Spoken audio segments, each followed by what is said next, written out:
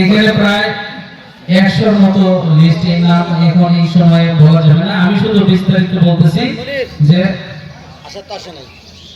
কাজল শেখ আচ্ছা,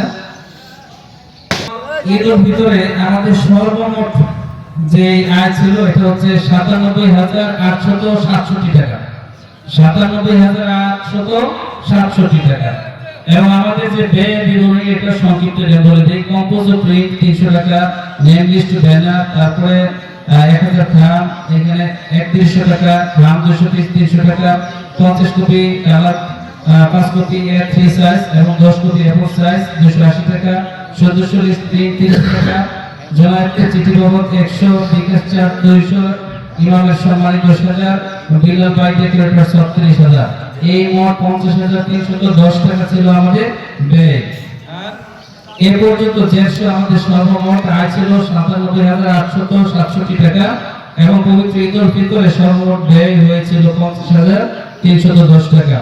আমাদের মোট সঞ্চয় ছিল 47,557 টাকা। এটা আমাদের ব্যালেন্স ছিল। সম্মানিত মুসলিম کرام, এই ঈদগাহ এটা আমাদের সকলের, এটা কারো একার না, এটা আমাদের সকলের।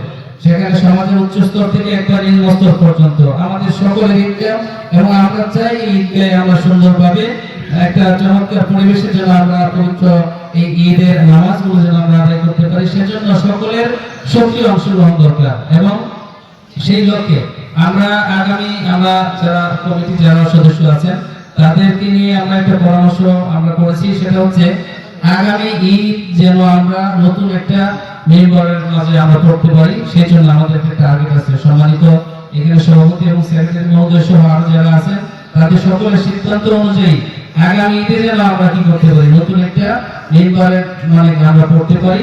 সেজন্য আমরা আপনারা সকলে মিলেমিশে যেন আমরা চেষ্টা করে সেই কাজটা করতে পারি। সকলের কাছে কিন্তু বিনীত সেই অনুরোধ করলো।